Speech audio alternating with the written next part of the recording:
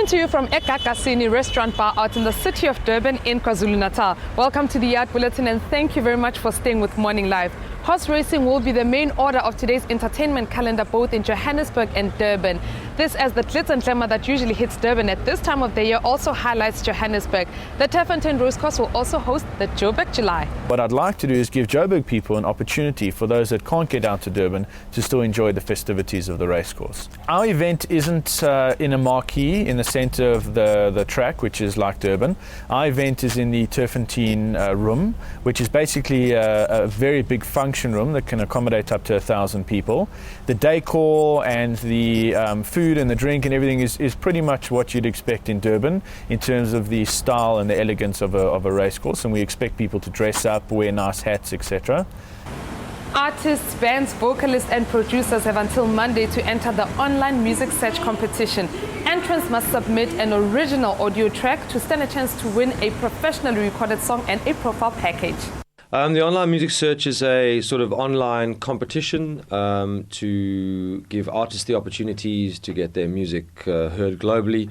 This one is specifically based in South Africa. As SAE, we support it, and basically you upload your track and it gets voted on a user basis, and then there's a chart, and whoever is voted by the users as number one, they win the prize. There are no requirements other than you need to have written some songs. The style doesn't matter. It's totally open to bands, solo artists, MCs, and you literally upload your track. So there's no parameters in terms of. Ideally, I think you've got to be unsigned. You know, it's not designed for artists who already have record labels. It's designed for up and coming talent. That's the only real prerequisite. The organisers of the biggest classic car event in South Africa are hosting their second show in Nasrec in Johannesburg today. And this time around, they're hoping to surpass the outstanding figure of 1,500 cars that participated in their first show last year.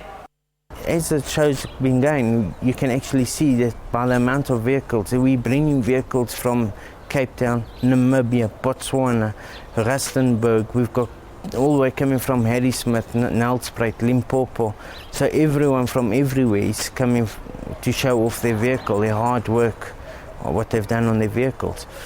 And now we're having our second show for the year, and we're expecting over 3,000 classic cars, and we're also expecting on average of about 20 to 25,000 visitors on the day. It's a one-day show. Afrikaans music makers of the country music genre will belt out what they're best known for in what is known as the largest country show in South Africa. The Country Legends and Friends show takes place tonight at Carnival City. We said, okay, let's get the legends together, Tommy Dell, Matt Herter, for instance, but also put new singers, new country singers like the Campbells and Marnie Jackson, for instance, that is major at this stage. Because there's such a market for country music. When you do a country show and you see the guys with their big hats and their Stetsons, you know, it's all a happening. It's not just going to a concert. It's that participation of the audience and the country singers. It has been a really good year for South African films on the international stage. Umkhumbi Wetu, which means our ship, recently won the awards for Best Actor and Best Director at the New York City Picture Start Film Festival. It was an incredible experience for me to go to New York and be nominated against international filmmakers, because it was nominated against other short films, not against student films.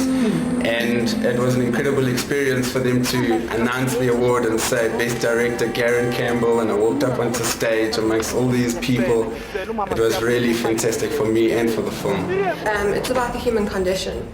I think a lot of people know what it feels like to be abandoned, to be alone, to be struggling financially, to be struggling in relationships, and that in any part of the world, in any culture, you could make this film.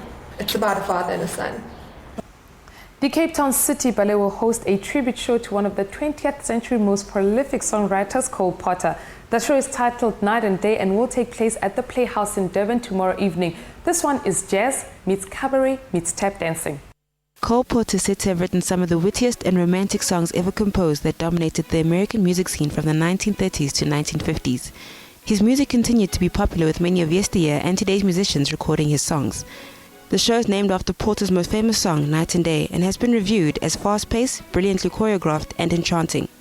The ballet promises to transport audiences to a Parisian park, a cafe in Venice, the streets of New York, and a Hollywood studio. Described as deeply satisfying, mesmerizing, and worth the wait. Now the hugely successful Solomon and Marion will head to the Baxter Theatre on Wednesday before going to the Edinburgh Festival. The play sees Dame Janet Suzman and Kyle to Anthony perform together. The play will be at the Baxter Theatre for only 11 performances before making its way to the United Kingdom's Edinburgh International Festival.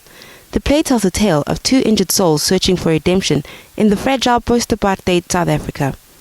A lonely Marion, played by Dame Janet Suzman, tries to carve out an existence in a changing world she can barely recognize. As South Africa prepares for the World Cup finals, she is joined by her former helper's grandson, Solomon, who is played by Kyle Anthony, winner of the Best Actor Award at the 2012 Fleur de Cap, and the two forge an unlikely friendship.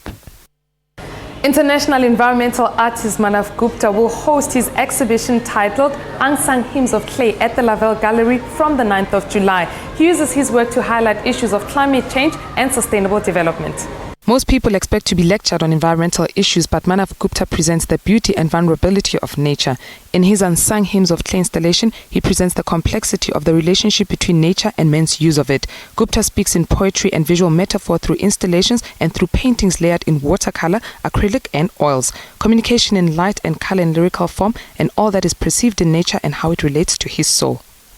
From Ekakasini Restaurant Bar Art in Durban, that's how we come to the end of today's Art Bulletin. You can check them out at www.ekakasini.co.za. You can also like their Facebook page or follow them on Twitter. We, on the other hand, are available at morninglive@sabc.co.za by email. And for more artistic interactions, like us on Facebook or follow us on Twitter. Until tomorrow morning, it's a goodbye from us.